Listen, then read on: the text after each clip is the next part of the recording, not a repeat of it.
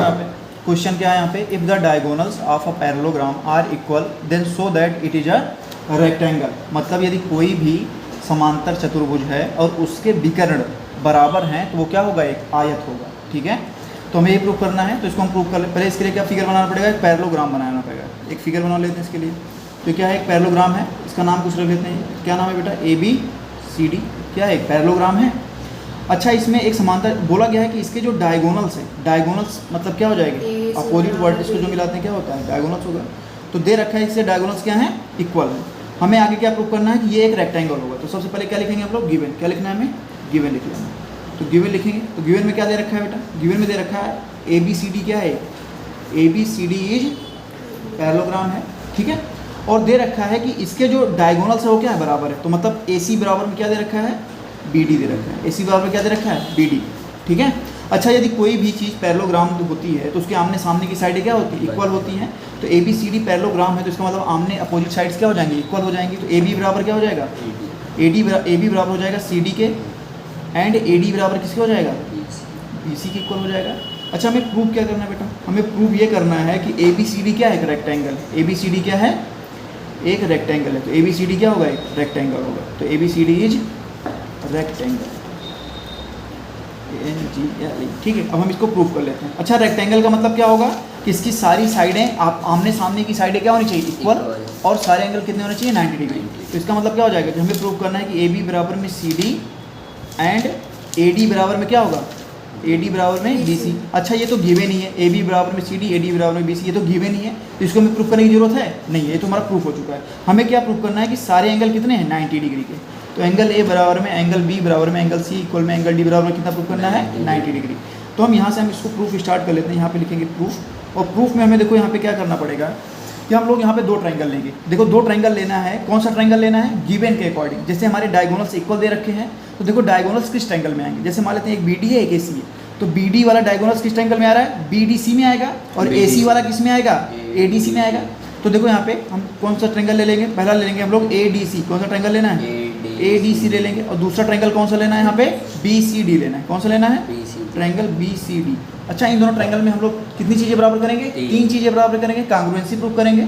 तो तीन चीज़ें बराबर में यदि प्रूव करना है तो बताओ, पहली चीज़ क्या है, दोनों ट्रायंगल में CD क्या है, कॉमन है। देखो ADC कहाँ पर है, ये रहा ADC। ये कौन सा ट्रायंगल है, ADC।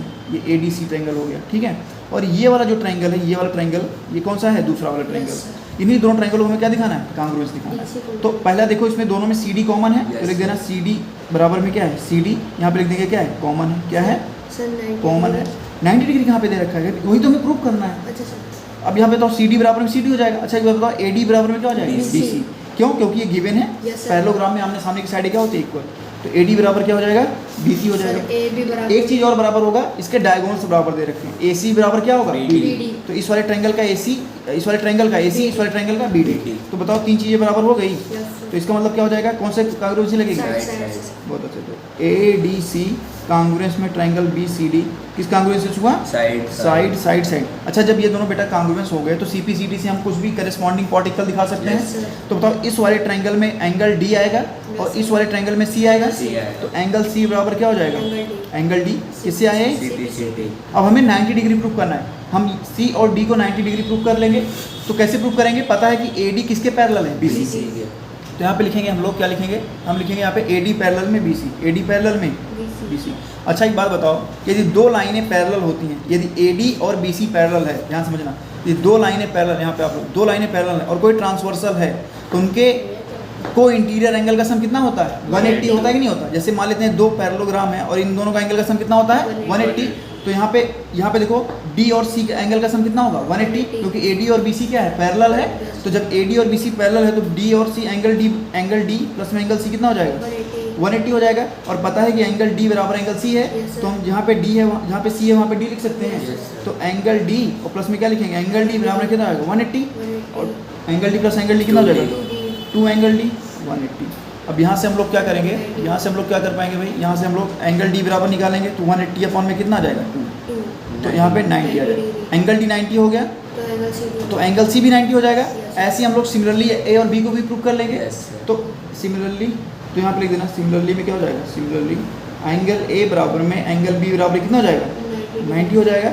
और यहाँ पे हमने प्रूव कर रखा है कि ए भी 90 हो गया, बी भी 90 हो गया, सी भी 90 हो गया, और हमने आमने सामने की साइडें भी दे रखी थी।